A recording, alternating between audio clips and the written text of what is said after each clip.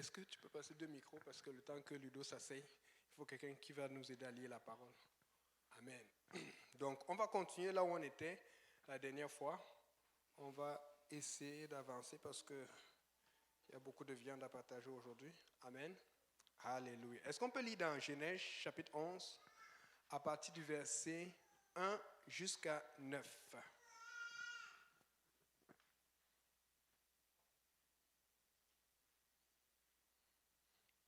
Si quelqu'un là est là, ou tu peux donner un micro à Ludo, ou en attendant, si quelqu'un peut lire. Voilà. Genèse chapitre 11, verset 1 jusqu'à 9.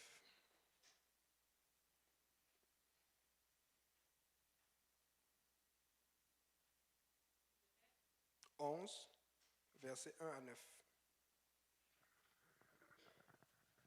Genèse 11, de verset 1 jusqu'au verset 9. Toute la terre avait une seule langue, et les mêmes mots, comme ils étaient partis de l'Orient. Ils trouvèrent une plaine au pays de Chinéa, et ils y habitèrent. Ils se dirent l'un à l'autre, « Allons, faisons des briques et cuisons-les au feu. » Et la brique leur servit de pierre, et le bitume leur servit de ciment. Ils dirent encore, « Allons, bâtissons-nous une ville et une tour dont le sommet touche au ciel, et faisons-nous un nom, afin que nous ne soyons pas dispersés sur la face de toute la terre. » L'Éternel descendit pour voir la ville et la tour que bâtissaient les fils des hommes. Et l'Éternel dit, « Voici, ils forment un seul peuple et ont tous une même langue. Et c'est là ce qu'ils ont entrepris. Maintenant, rien ne les empêcherait de faire tout ce qu'ils auraient projeté.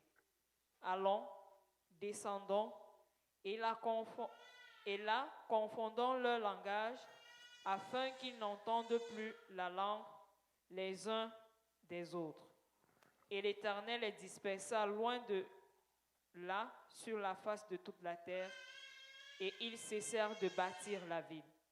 C'est pourquoi on l'appela du nom de Babel, car c'est là que l'Éternel confondit le langage de toute la terre, et c'est de là que l'Éternel les dispersa sur la face de toute la terre.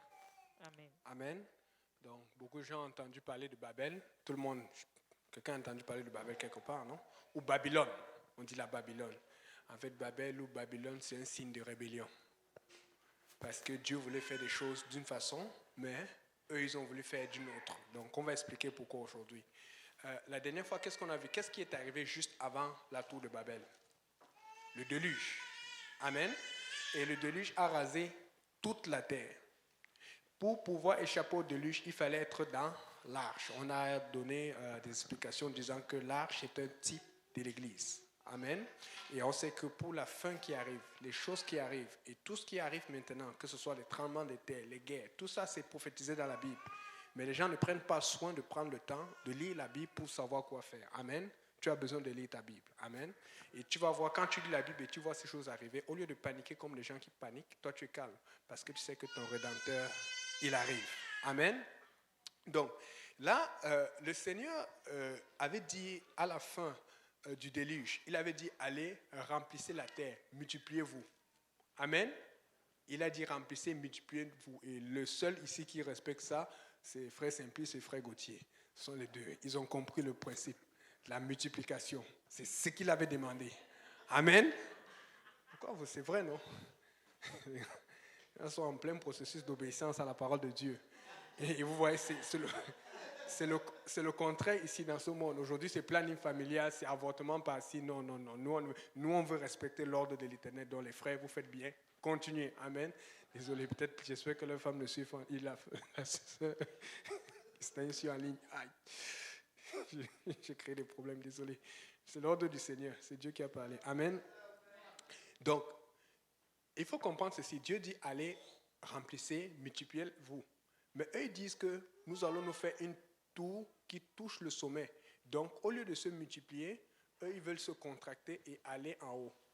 Et c'est là où commencent les problèmes. Et quand tu vois les tours, ça ressemble à quoi aujourd'hui? Des gratte-ciel. Amen. Or, quels sont les endroits où il y a le plus de meurtres aujourd'hui? C'est dans les grandes villes. New York, meurtre. Montréal, meurtre.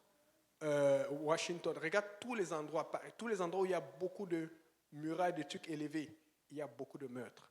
Parce que l'homme est élevé. Bizarrement, quand tu vas dans des hôtels ou dans des grandes compagnies, tout le monde veut habiter au penthouse, le plus haut, parce qu'on veut, je suis le plus élevé. C'est ça le problème de l'homme. L'homme être élevé.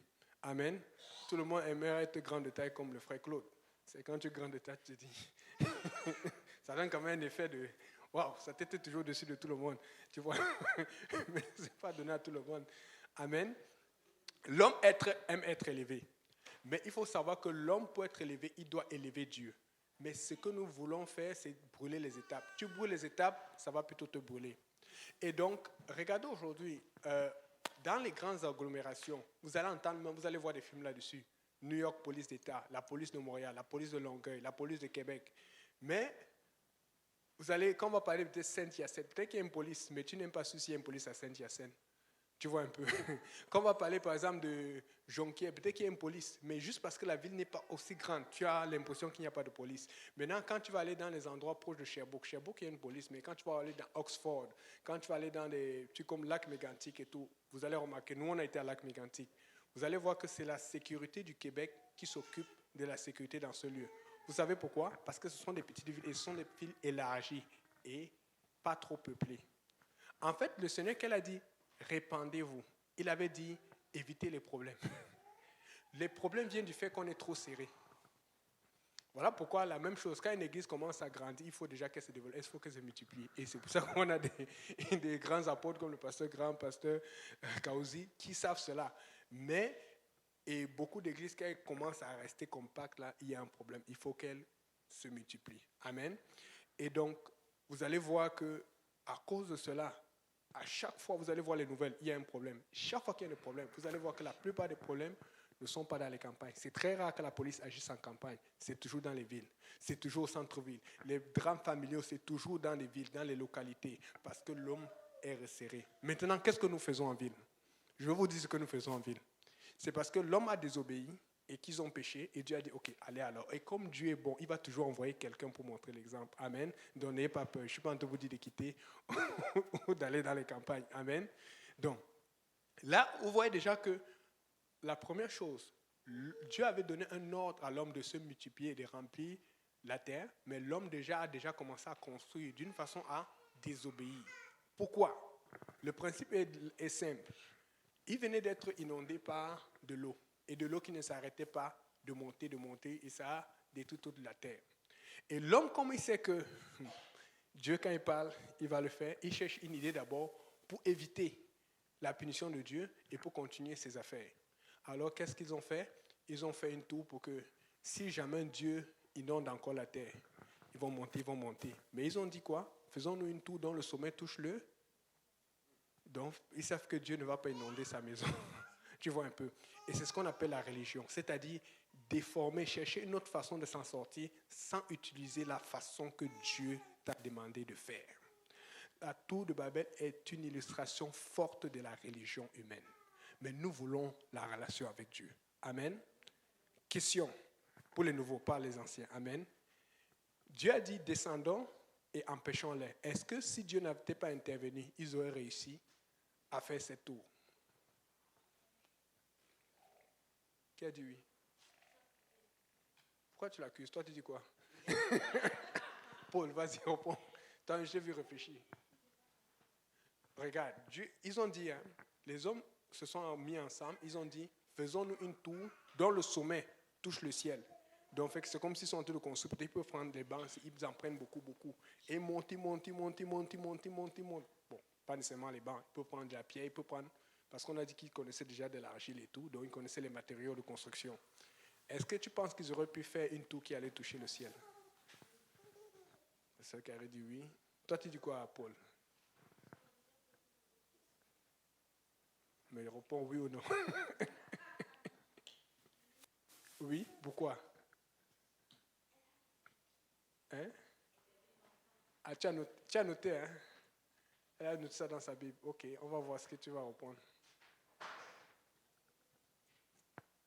Il y avait une entente? Quelle entente? Oui, il y avait l'entente, mais la première raison pour laquelle nous disons oui, c'est parce que le Seigneur a dit ceci, que rien ne les empêcherait d'arriver. Amen. C'est parce que Dieu même l'a reconnu que ça allait marcher. Donc quand Dieu même avoue, il dit que non, les gars là, ils sont dans un bon plan. Mais c'est un mauvais plan pour Dieu, mais ça veut dire c'est un bon plan pour eux. Donc Dieu est en train de montrer quoi? Le pouvoir de l'unité. Mais pourquoi Dieu a détruit? Dieu a détruit parce qu'ils étaient unis dans la désobéissance. Et c'est pour ça que quand on dit à l'église, on veut parler d'église apostolique, d'église stricte, les gens disent que c'est compliqué. En fait, vous remarquez d'ailleurs, si tu n'es pas strict, ça ne va pas fonctionner. Ça va fonctionner pour un temps, mais il va toujours avoir une limitation. C'est automatique. Les scandales qui arrivent toujours dans d'autres églises, c'est justement à cause de la doctrine. Quand tu as cette doctrine, vous savez, quand tu défends le baptême au nom de Jésus, quand tu défends le baptême du Saint-Esprit à l'évidence par la langue, et quand tu vois l'opposition qu'il y a de ta famille, de tes amis, de ton entourage, je te dis, quand va arriver certaines tentations, tu vas facilement les traverser. Parce qu'il y a une telle lourdeur par rapport à cela. Il y a une telle difficulté. Des fois même, on essaie de t'embrouiller, tu essaies de chercher tes versets. Tu es là, tu sens que tu es dans la vérité, mais tu n'arrives pas à expliquer. Dieu nous a donné le vrai fardeau. Le vrai fardeau, c'est le fardeau apostolique. Si tu prends cette doctrine et que tu la tiens et que tu la défends, tu vas défendre les autres choses. Mais c'est parce que les gens ne défendent pas la doctrine comme il faut. Alors il fallait défendre la vision de Dieu. La doctrine, c'est la vision de Dieu. Donc quand tu parles de Trinité, tu es en train de voir Dieu 3 fois ou Dieu 3 têtes. Ça ne marche pas. Il n'y a qu'un seul Dieu. Et c'est toujours pour ça qu'on dit qu'il n'y a même pas le mot Trinité dans la Bible. C'est pour dire qu'avec Dieu, ça ne fonctionne pas. C'est comme si tu voyais ton père ou ta mère, tu ne la reconnaissais pas. Mais il va te dépasser, dire, mais tu ne me connais pas? Parce que tu dois connaître l'identité de celui qui t'a créé. Amen. Donc, maintenant, cette unité, on peut le voir dans le monde aujourd'hui. Vous avez vu, tout le monde a vu des images, des vidéos, des photos des oiseaux migrateurs. Amen. Quand les oiseaux migrateurs migrent, c'est impressionnant. Ils sont parfois 5 000, 10 000.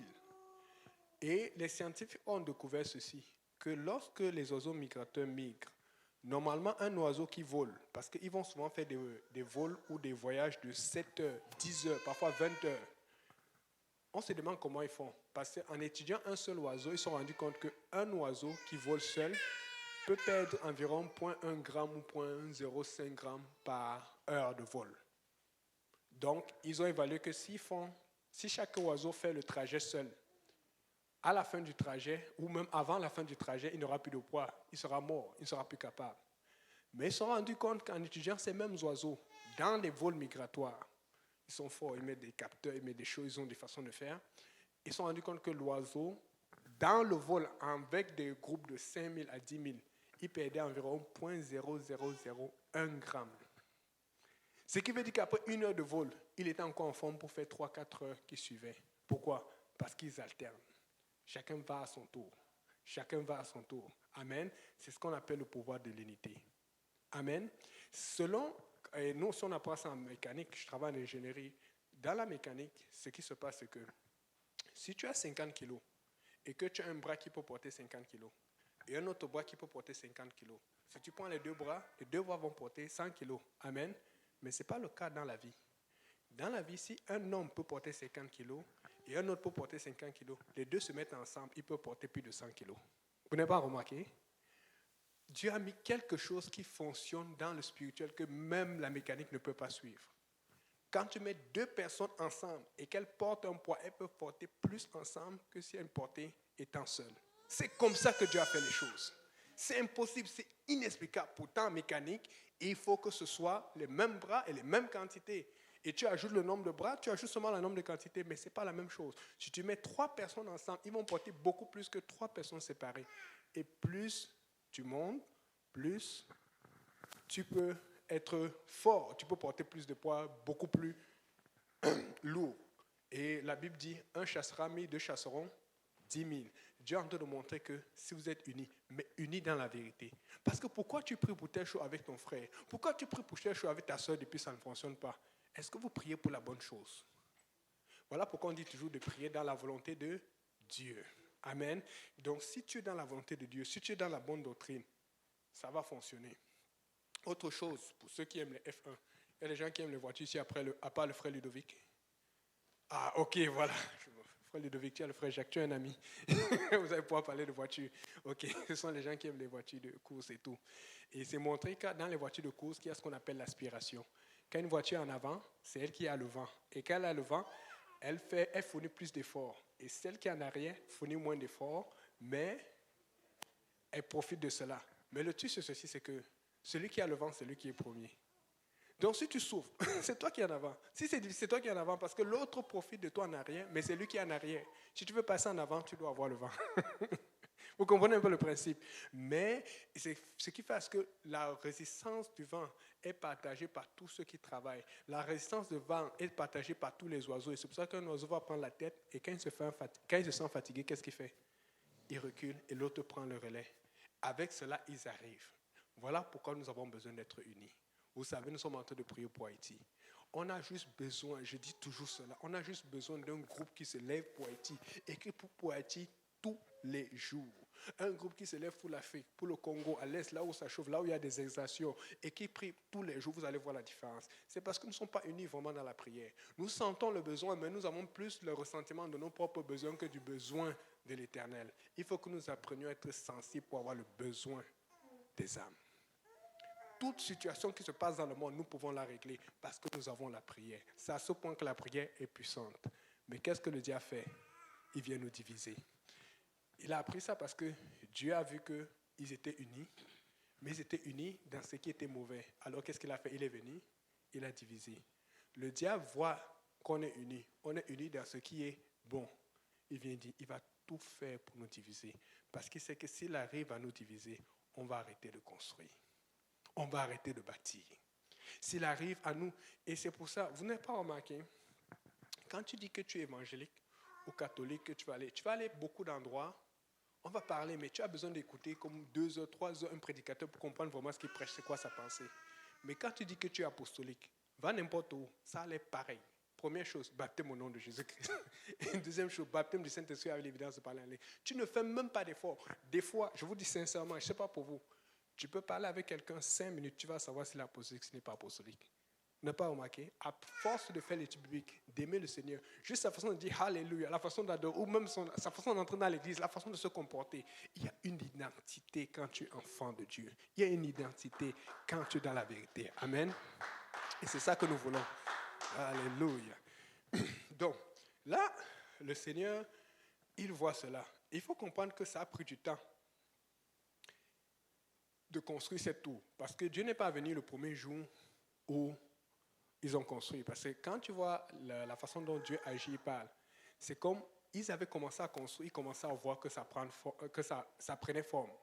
Et comme ça prenait forme, ils se disaient dans leur cœur, oh, c'est en train de marcher. On avait raison, on devait faire cela. Et Dieu dit, si je ne fais pas quelque chose, ils vont être sûrs qu'ils ont bien fait. Et donc, sûrement, ça a pris des années parce qu'aujourd'hui, pour construire, regardez les grands ciels qu'il y a à Montréal, au centre-ville et partout là.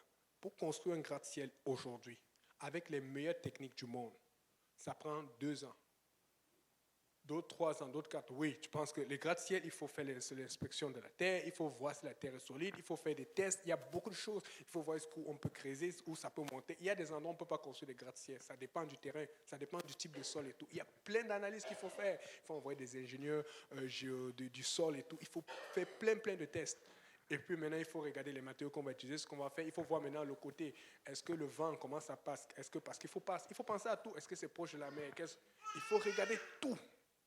Tu vois un peu? Et donc, ça prend beaucoup de temps pour construire des gratte-ciels. Et quand je dis, c'est parce que là où on construit le plus aujourd'hui, c'est dans les endroits comme Kuala Lumpur, en Chine. Il y a beaucoup d'endroits où ils ont le bling-bling, le cash là. Mais la plupart des gratte-ciels qu'ils construisent, c'est toujours 3, 4, 5 ans. Ça prend du temps. Donc, imaginez alors, dans le temps, il y a plus de 4000 ans, alors qu'ils n'avaient pas les matériaux que nous avons aujourd'hui. La Bible dit qu'ils venaient d'apprendre à connaître le matériel.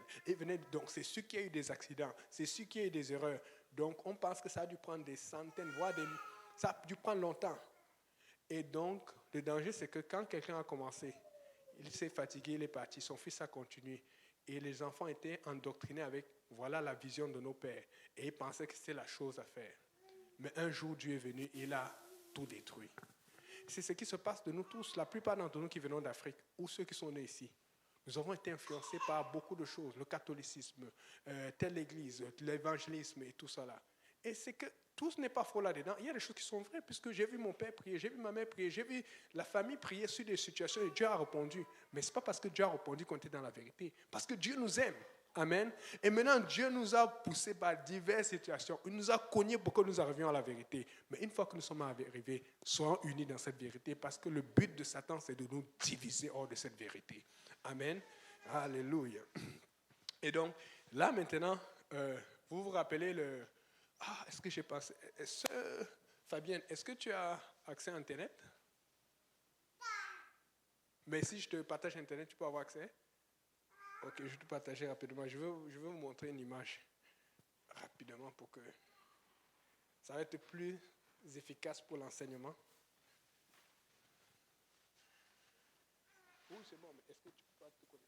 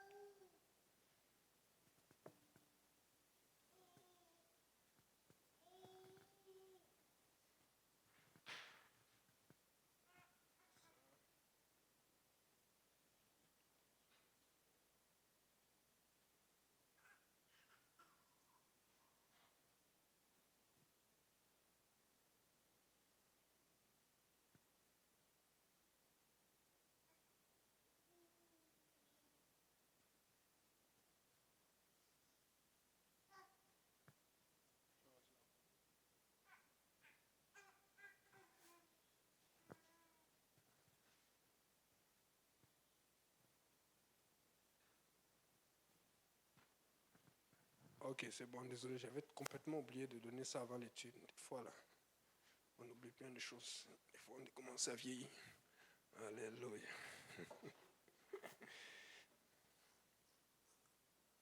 Ok. Fais-moi signe quand tu pourras présenter. En fait, ce qui se passe, c'est ceci, c'est que la tour de Babel, pour ceux qui tapent, ceux qui ont Internet sur ce lait, vous pouvez taper tour de Babel. Et vous allez voir ce que ça donne.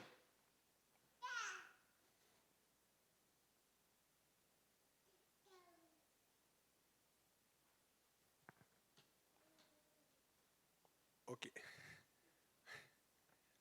Vous avez pu voir, en tout cas, il va le mettre là-dessus. Quand vous voyez la tour de Babel aujourd'hui, vous voyez bien que c'est comme une sorte de tour inachevé. Amen.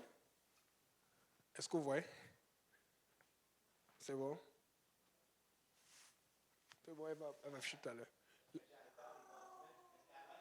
Ça a l'air d'une tour inachevée. C'était fait en argile. Exactement, un ancien château. Donc, elle va afficher ça tout à l'heure. Maintenant, si vous regardez la même chose, ici, là, ça c'est le Parlement européen à Strasbourg. C'est le Parlement de l'Union européenne. Vous voyez la ressemblance? Ok, c'est ça. Maintenant, si vous regardez le budget de l'Union européenne, ce sont des milliards de dollars. Mais tu te demandes, qu'est-ce que les gens qui ont des milliards de dollars ont fait pour pouvoir aller construire une tour aussi chère, mais qui est inachevée? C'est parce qu'il y a un message en arrière. Si tu vois le sigle de l'Union européenne, c'est quoi? Une voix ou quelque chose comme ça là. Ils veulent être unis dans leur vision. Mais tu peux voir alors que la tour de Strasbourg ressemble beaucoup à la tour de Babel. Comme pour donner un message au monde entier que nous avons commencé quelque chose, nous l'allons achever. Et c'est le problème de ce monde. Le monde a pris une direction qui est anti-Dieu. Ouais. Mais justement, c'est ça, Dieu va les détruire à la fin. Dieu laisse parce que Dieu a un plan. C'est ça, Dieu a un plan parce qu'il y a des gens aussi parmi eux qui doivent se réveiller. Dieu veut sauver tout le monde. Amen. Dieu veut donner la chance. Non, il y en a qui s'en vont, mais il y en a encore qui doivent avoir la punition. Donc, c'est pour dire qu'aujourd'hui, il y a un plan de l'ennemi. Et il y a un plan des hommes pour aller à l'encontre de Dieu. Mais nous devons savoir qu'il y a aussi un plan de Dieu pour que nous allons selon sa volonté. Maintenant, le diable, qu'est-ce qu'il va faire? Il va tout faire pour que nous ne rencontrions pas le plan de Dieu. Le diable, c'est que s'il va te voir, il va te dire, va dans la boîte de nuit, comme dans le temps, pour danser. Il sait que tu ne vas jamais accepter parce que tu as dit, ça c'est le passé, je ne mets plus mes pieds là-dedans. C'est fini le breakdancing, le moonwalk, Michael Jackson. Il sait ça. Il sait que s'il te dit, va voir la fille que tu aimais là, que tu disais qu'elle t'aimait beaucoup et tout ça, alors que le Seigneur m'a appris plus de sexe avant le mariage. Si non, va là-bas, là où tu aimais boire, où tu avais du tu prenais du pot, tu faisais yacht. Tu dis non. Alors qu'est-ce qu'il va faire? Il va aller dans ce que tu regardes comme bon, ce que tu regardes comme utile, ce que tu regardes comme droit, et il va mettre la confusion là-dedans. Vous savez, le plus difficile dans l'Église aujourd'hui, c'est de lutter contre cet esprit de confusion. C'est pour ça que la Bible dit que, même Dieu le dit, Dieu dit, j'aurais aimé que tu sois froid ou chaud. Il dit, si tu n'es ni chaud ni froid, je vais te vomir. Dieu est en train de montrer comment c'est difficile, même la confusion dans l'Église. C'est ce que Dieu est en train de dire. Des fois, on pense que le vomissement, c'est du fait que la personne n'a pas une direction claire. Ou tu vas dans le mal, ou tu vas dans le bien. Le vomissement de Dieu vient du fait que tu es totalement à l'intérieur, mais totalement à l'extérieur. On ne sait pas là où tu es. Voilà pourquoi on est en train de vous supplier, au nom du Seigneur Jésus, soyez totalement avec Dieu. Soyez totalement avec Dieu. Parce que, et c'est la raison pour laquelle je répondais au frère Jacques que Dieu attend. Parce qu'il y en a aussi qui sont dans ses plans, mais qui ne sont pas totalement. Mais la Bible dit, et le pasteur l'a expliqué tout à l'heure, pourquoi Dieu dit à chaque groupe de persévérer dans ce qu'il fait. Parce qu'il y a un moment où Dieu va dire, ok, tu as persévéré dans le mal, tu dois aller en enfer. Tu as persévéré dans le bien, tu dois aller au ciel. Il y a un moment où Dieu va dire, je t'ai donné assez de temps. Mais Dieu ne va jamais t'envoyer en enfer sans te donner une chance. Dieu veut te donner une chance pour que tu n'ailles pas en enfer. Amen.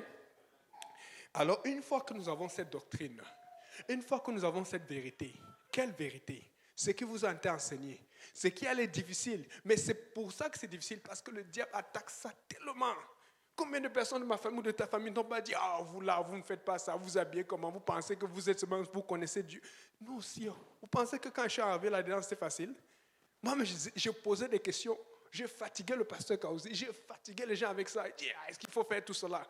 Mais me voici maintenant devant vous qui suis en train de tout faire pour vous fatiguer, pour que vous aussi, vous acceptiez cela. Ce n'est pas facile, mais c'est la vérité. Amen. Nous voulons la vérité, nous voulons le vrai chemin. Amen. Et maintenant, une fois que tu as la vérité, tu deviens un soldat de Dieu. Est-ce qu'il y a des gens qui veulent être soldats de Jésus-Christ ici? Ou soldats, si vous voulez. Mais souvent, nous sommes soldats, mais est-ce qu'ils sont vraiment soldats? Je vais donner un exemple qui m'a beaucoup touché. Qui a entendu l'histoire des deux Juifs qui ont été sauvés, qui étaient en otage, qui étaient pris en otage? Ça arrivait la semaine passée. Ils étaient 2, 60 et 70 ans. Moi, j'étais impressionné. J'ai dit, mais comment tu peux sauver un homme, je crois que c'est 2 hommes de 60, 70 ans, qui étaient pris en otage par des militants du Hamas. Parce que les militants du Hamas sont des gens que s'il va perdre, il va te tuer, il va se tuer, il s'en fout. Donc je suis allé lui. Je voulais savoir. Moi, ça m'impressionnait. J'ai dit non. Ça, parce qu'à un moment, d'abord j'ai commenté. J'ai dit, est-ce que c'est vrai?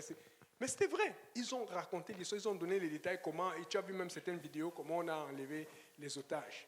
Regardez ce qui s'est passé. Regardez ce qui s'est passé, comment ils ont fait. Parce que les soldats, quand ils allaient là-bas, ils avaient une mission claire. Et je me suis rendu compte, nous-mêmes, est-ce qu'on a vraiment une mission de la part du Seigneur? Parce que c'est le problème, tu penses que tu vas en mission, mais dès que la position arrive, tu fuis. Les soldats, quand ils arrivaient là-bas, ils savaient qu'ils pouvaient mourir. Ils pouvaient mourir. Et ils disent que, en fait, comment ils ont planifié cette mission? Vous vous rappelez qu'il y avait eu, parce que je voulais savoir comment ils ont d'abord fait pour savoir que les otages étaient là-bas. Vous savez qu'il y avait eu un échange d'otages entre Israël et le Hamas, la première trêve qu'il y avait eu. Parce qu'il y avait 200 quelque chose d'otages avant, mais après ils ont fait un changement de 100 et quelques. Mais ce n'est pas tout.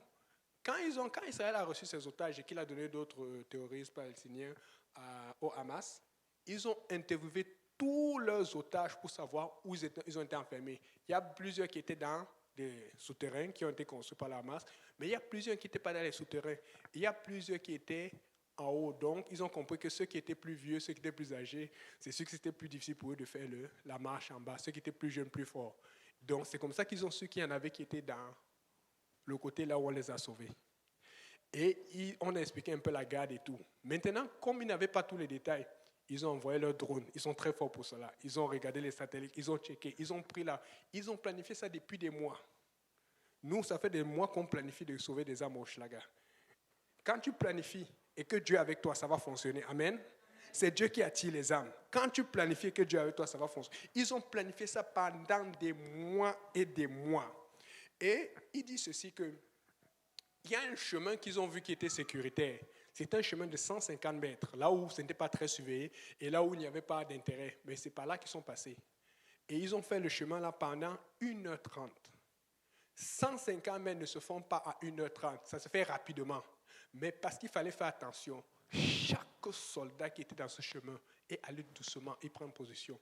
Doucement, ils avaient identifié tous les endroits où on pouvait se cacher où on ne passait pas. Et ça, ils ont fait ça dans la nuit.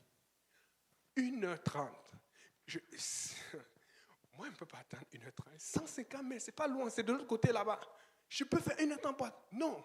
Mais si Dieu te dit d'attendre 1h30, une âme qui te dérange et qui ne veut pas venir à l'église, et Dieu te dit d'attendre, tu vas faire comment? C'est juste un exemple, pour voir un peu. Des fois, if vous avez un objectif, c'est une longue mission pour sauver juste 2 otages. Seigneur, je suis en train de travailler, il y a juste une âme, c'est ça que Dieu veut. Seigneur, je suis en train de me battre, il y a juste, c'est ça que Dieu veut. Et j'ai beaucoup appris de cela. Après avoir fait 1h30 de marche, ils ont fait 2h30 d'attente au même endroit parce que c'était nécessaire pour qu'on ne se doute pas qu'il y ait des gens qui soient là. Tout était planifié. Amen. Et après, qu'est-ce qu'ils ont fait? Ils ont mis une charge explosive sur la porte principale. Et ils se sont donné un temps pour réagir, le temps que les autres arrivent, parce qu'ils avaient vu la position de tous les gens qui étaient nombreux. Vous savez le temps que ça allait donner pour faire la mission avec les terroristes qui étaient à l'intérieur, en attendant et pouvoir sortir à temps avec les gens avant que les autres n'arrivent, parce que les autres étaient rapides. Vous savez quel temps ça? Quelqu'un peut imaginer. Le temps, c'est-à-dire qu'ils ils devaient exploser la porte. Et à l'explosion de la porte, ils devaient vite agir, prendre les otages, tirer sur les autres avec des snipers qui vont, des silencieux, tenir aussi certains terroristes pour dire tu bouges, on te tire. Et faites tout cela avant que les autres n'arrivent et puis sortir et se faire prendre dans l'hélicoptère. Le temps que l'hélicoptère arrive, même si on tire sur l'hélicoptère, des hélicoptères solides. C'était combien de temps? 1 minute. Essayez. Vous allez être surpris. 30 secondes.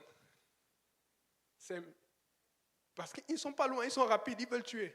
C'était 10 secondes. C'était 10 secondes. Pourquoi? Parce que c'est pour ça que c'était une mission difficile, parce que non seulement il y avait de la garde à l'intérieur, et c'était des otages qui ont une valeur. Vous savez que pas les Palestiniens, parce qu'eux, ils sont innocents. Le Hamas, eux, ils gardent même les corps, parce que pour Israël, les corps sont importants. OK? Et donc, ils gardent. C'est-à-dire que si tu ne donnes pas quelque chose, il ne va rien te donner. Il y avait juste 10 secondes, parce que c'était ça le temps qu'ils avaient pour vite réagir avant que les autres n'arrivent et qu'ils soient dans les problèmes. Donc, écoutez bien. Avant de faire la charge explosive, leur mission, ce n'est pas faire de bruit. Ne pas faire de bruit, c'est ce que ça veut dire pour nous. Ne pas se plaindre. Ne pas chialer. Ne pas critiquer. Ne pas compliquer. Juste être concentré sur la mission. Quelqu'un t'a piqué. Non, il y a une âme à gagner. Quelqu'un t'a dérangé. Non, le Seigneur m'a parlé. C'est ça que ça veut dire. Et là, maintenant, il y avait autre chose. Il devait mettre certains terroristes à terre. Il devait se concentrer pour que la personne ne bouge pas, pour que les autres rentrent puissent faire les missions à l'intérieur. Des fois, peut-être Dieu ne t'utilise pas comme le frère tel ou la sœur Bibiane au piano. Ce n'est pas grave. Si Dieu t'a dit de rester là-bas à la porte ou de faire cela, fais ta part parce que tu es en train d'aider un plan total de fonctionner. Chacun avait son travail à faire. Les gars étaient vraiment préparés. Et tu vas voir au monde comment ils s'entraînent. Ils s'entraînent comme avec la situation même du terrain. OK? Et l'autre chose maintenant, là, c'est là où ça m'a touché. On avait prévu les soldats les plus costauds, les plus forts, les plus résistants. Il y avait 2 soldats qui devaient se mettre sur les otages. Vous savez, ça veut dire que si, dès que la personne était en contact visuel avec les otages, son travail son travail, c'était être sur l'otage, une couverture. C'est-à-dire que si on arrivait à tirer sur l'otage, ça devait toucher le soldat. Ah non, celle-là, ça m'a touché. Donc, au moment où il rentre en contact avec les otages, l'otage est virtuellement vivant, on ne peut plus le tuer. Et si on arrive à le tuer, ça veut dire qu'on a tué le soldat. Parce que lui, tu sais pourquoi? Lui, il est entraîné pour que si jamais il est blessé à mort, il aura plus de chances de s'en sortir. Mais l'otage n'a pas de chance de s'en sortir.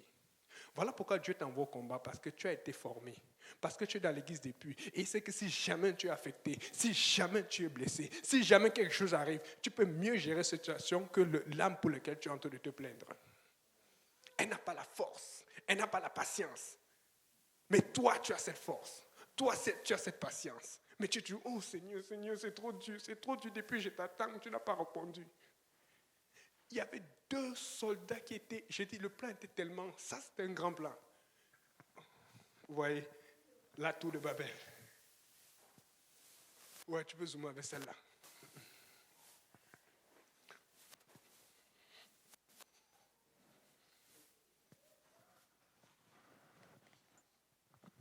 Voilà. Tu peux montrer l'autre photo?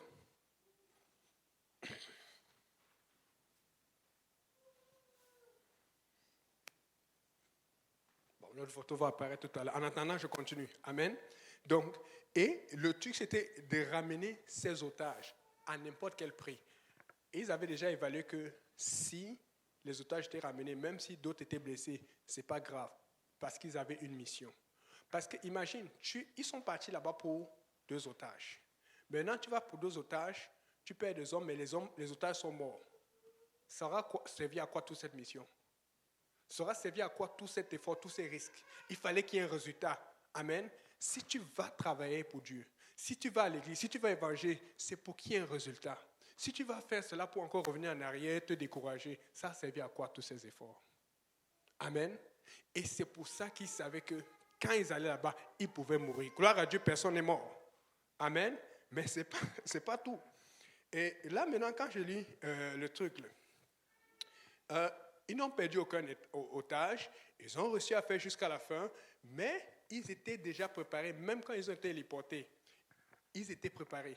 Et on a commencé à tirer sur eux. Mais comme ils avaient évalué, ils savaient que les tirs de loin, ça pouvait les atteindre s'ils étaient plus proches, parce qu'ils avaient évalué le 10 secondes, parce qu'ils avaient tout calculé. Ils avaient des drones qui peuvent tirer, des zones qui regardaient, ils avaient tout pour les images.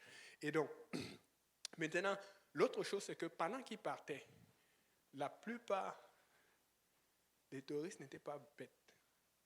La plupart des tirs n'étaient pas dirigés vers les soldats. Pendant qu'ils partaient, la plupart des tirs étaient dirigés vers les otages. Parce que même le diable sait. Le diable sait qu'il peut te frapper plusieurs fois et c'est que tu vas finir par trouver ton équilibre et trouver un moment de jeûne et de prière et te relever. Mais il sait que les otages, ceux que tu suis, ceux que tu essaies d'amener à Dieu, ils n'ont pas la même force. Ils n'ont pas la même résistance. Ils n'ont pas la même persévérance. Amen. Et donc, qu'est-ce que tu dois faire? Tu dois être entre le diable et cet otage. Tu dois être entre le diable et ce perdu. Tu dois être entre le diable et cette âme qui est injustement traitée et défavorisée. Amen. Donc, ça veut dire que si tu es en train de travailler pour Dieu, si tu es en train de prendre soin d'une âme et que tu es touché et que tu es affecté, pourquoi tu te fâches? Le plus important, c'est que l'âme ne soit pas touchée. Je te dis, même quand tu vois les images, quand ils portaient les otages, aucun otage ne devait être touché. C'est-à-dire qu'ils regardaient les autres pour qu'on tire. Dès qu'ils tiraient, ils se mettaient pour s'assurer que l'otage ne soit pas touché. C'est à ce point qu'ils avaient à cœur leur mission. Est-ce qu'on est capable d'avoir notre mission à cœur? Dieu ne nous demande pas d'avoir des balles réelles. C'est que si quelqu'un dit, ok, venez, Dieu va vous tester, on met les balles ici. Tu es prêt? Je n'ai pas signé pour ça. Dieu te demande d'avoir des balles spirituelles réelles, des attaques de Satan, des injustices, des critiques, des mensonges sur toi. Mais c'est ça qui va permettre que tu sauves les âmes. Amen. Alléluia, Seigneur. Et maintenant, il faut comprendre ceci. Quand tu vois l'histoire de ces soldats-là, quand tu vois ceux qui ont été blessés dans d'autres combats, la plupart disent ceci, ils veulent toujours revenir. Il faut qu'on les arrête. Parce qu'ils ont toujours cet esprit d'unité. Ils pensent à ceux qui sont de l'autre côté. Ils pensent à ceux qui sont morts. Et ça, c'est un esprit d'équipe. C'est un esprit d'unité. Comme ces gens qui avaient la tour, mais qui le faisaient dans le mauvais message. Amen. Et là, maintenant, il y a quelque chose qui s'est compliqué. C'est que, devinez quoi? Lorsque tu relâches les otages comme cela, qu'est-ce qui arrive avec les autres otages? Ils vont être plus surveillés. Lorsque tu relâches de tels otages et que tu as une grosse victoire, comme quand on gagne les armes, devine quoi? Non seulement les gens du Hamas vont plus surveiller les autres otages, ils vont être encore plus stricts, ils vont mettre des autres mesures et des portes plus solides que celles qui ont été explosées pour pouvoir les prendre. Ils avaient tout prévu, même la porte, parce qu'ils savaient que la porte ne pouvait pas être ouverte manuellement, mais ils avaient prévu une sorte d'explosion qui allait ouvrir la porte sans tuer les autres. Ils avaient tout calculé. Et devine pour les autres otages, c'est devenu difficile. Maintenant, si tu as gagné une âme, si tu es en train de travailler et que c'est devenu difficile pour la prochaine, c'est parce que le diable t'a vu faire. Alors, si maintenant tu vas faire le même plan que tu as fait hier pour que ça fonctionne pour les autres, ça ne va pas fonctionner. Qu'est-ce qu'il faut? Il faut que tu ailles revoir le Seigneur et qu'il te donne un nouveau plan. Voilà pourquoi on dit qu'il faut avoir une relation avec Dieu tous les jours. Parce que c'est lui qui va te donner le nouveau plan pour le prochain combat. Le prochain combat, le dur. Mais c'est pour toi que c'est dur, mais pour Dieu, rien n'est dur. Amen. Mm-hmm. Oui. Et là, on a la deuxième, le Parlement de Strasbourg. Regardez la ressemblance. Vous pouvez voir comment ça ressemble. Amen. Autre chose qu'ils ont remarqué aussi, c'est qu'au départ, pendant l'action, pendant les 10 premières secondes et qu'ils étaient maintenant en train de fuir, les otages étaient d'abord craintifs. Ils disaient, mais c'est qui ça? Ils avaient peur. Amen. Et ayant peur, qu'est-ce qui s'est passé? Ils commençaient à paniquer et à ne pas faire confiance. Mais plus le temps passait, plus les otages voyaient les risques et voyaient les gens qui tiraient sur eux, plus les otages avaient confiance. Des fois, c'est dur. Mais c'est dur peut-être parce que l'âme ne te fait pas encore confiance. Continue. C'est dur parce que l'âme te dit, est-ce que tu fais ça vraiment pour moi ou tu fais ça pour toi? Continue. Parce qu'au fur et à mesure que tu avances, au fur et à mesure que tu pousses, au fur et à mesure que tu ne lâches pas, Dieu va faire le chemin. Amen. L'âme va te faire confiance. Les gens vont te faire confiance, mais sois honnête. Soyons intègres. Voilà pourquoi nous prêchons dans l'église d'intégrité. Ne fais pas de calcul personnel. Fais seulement les calculs selon Dieu. Parce que tu calcules selon Dieu, Dieu va toujours être le rémunérateur. Amen. Alléluia. Et donc, là, il nous faut un plan. Et c'est Dieu qui va donner ce plan. Est-ce qu'on peut lire Hébreux 12? On va finir avec Hébreux 12.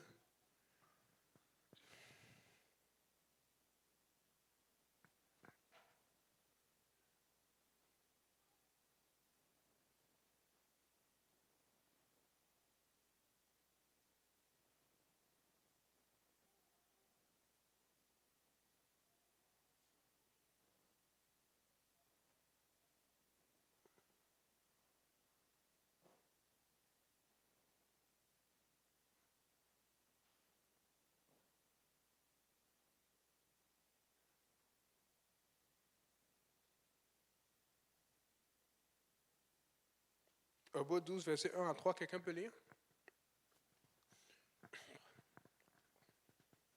Nous donc aussi, puisque nous sommes environnés d'une si grande nuée de témoins, rejetons tout fardeau et le péché qui nous enveloppe si facilement et courons avec persévérance dans la carrière qui nous est ouverte, ayant les regards sur Jésus, le chef et le consommateur de la foi, qui, en vue de la joie qui lui était réservée, a souffert la croix, méprisé l'ignominie et s'est assis à la droite du trône de Dieu. Considérez en effet celui qui a supporté contre sa personne une telle opposition de la part des pécheurs, afin que vous ne vous lassiez point, l'âme découragée. Amen. Donc, maintenant, je vais juste m'attarder sur la partie où il a dit le chef et le consommateur de la foi. Des fois, tu vois ce mot-là, c'est un peu compliqué. Comment consommateur de la foi? Comment Jésus consomme la foi? La meilleure illustration que je peux vous dire, c'est celle-ci. Qui a une voiture ici? Ok. Qui a beaucoup? Qui a du gaz dans la voiture en ce moment? Parce que s'il n'y a pas de gaz, la voiture ne va pas rouler. Mais tu n'attends pas que le gaz arrive à j'ai fait ce truc quand j'étais plus jeune et quand j'étais plus foiré, tu vois un peu. Tu n'attends pas que ça arrive à 0 pour mettre parce que tu risques d'être en panne sèche. Amen. Tu mets toujours du gaz. C'est comme ça la foi. Les gens attendent toujours que ça se finisse avant. Non, il faut que la foi soit remplie. Maintenant, quand on dit Jésus est le consommateur de la foi, c'est quoi que ça veut dire? C'est parce que alors que tu mets du gaz, ça te fait avancer. Alors que tu mets de la foi, le plan de Dieu avance. Parce que celui qui consomme, ce n'est pas toi, c'est Dieu. Mais s'il n'y a pas de foi, qu'est-ce qu'il va consommer? S'il n'y a pas de foi, qu'est-ce qui va faire avancer? C'est pour ça, nous comprenons que pas d'électricité à la maison, la maison ne bouge pas, tu ne vas pas pouvoir cuisiner. Pas de gaz dans la voiture n'avance pas, tu ne vas pas pouvoir avancer. Alors s'il n'y a pas de foi, voilà pourquoi on dit, Seigneur, ma foi, aide-moi. En fait, tu dois avoir la foi. Mais pour avoir la foi, ce n'est pas les épreuves. Pourquoi tu vas avoir la foi s'il n'y a aucune épreuve? Donc, si tu passes des épreuves, parce que tu passes des épreuves, sache que c'est ça qui permet à ce que tu aies la foi et que tu crois en Dieu et que Dieu consomme cette foi et que les choses avancent. Amen. C'est pour ça que nous devons nous tenir pour ce monde, pour qu'il sorte de l'illusion. Nous sommes dans un monde où l'avortement est devenu normal. Le 3e genre, le 4e, il n'y a que 2 genres, hommes et femmes, c'est tout. Ou le péché, maintenant, ce qu'on dit, c'est la mort dans la dignité. Non. Il n'y a pas de suicide assisté.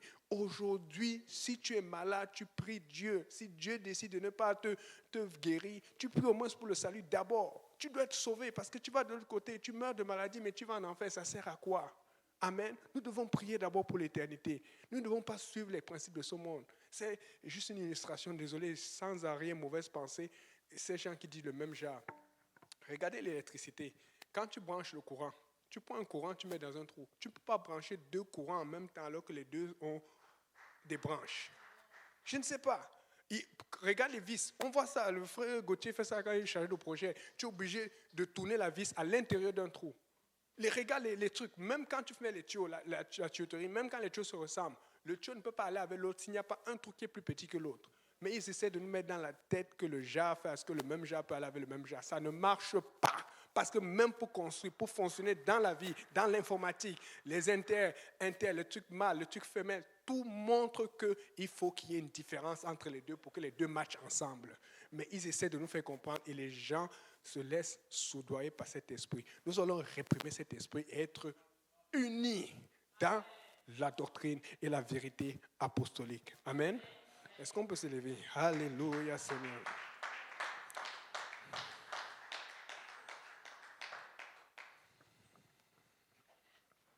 Frère Saint-Pis va venir pour prier, pour conclure, pour bénir le repas.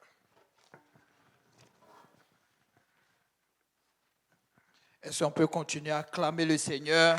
Alléluia, pas pour moi, mais le Seigneur. Merci Seigneur. Merci pour ta parole. Merci pour ces hommes que tu oins au quotidien, Seigneur, afin d'apporter ta pensée, de nous éclairer éternellement.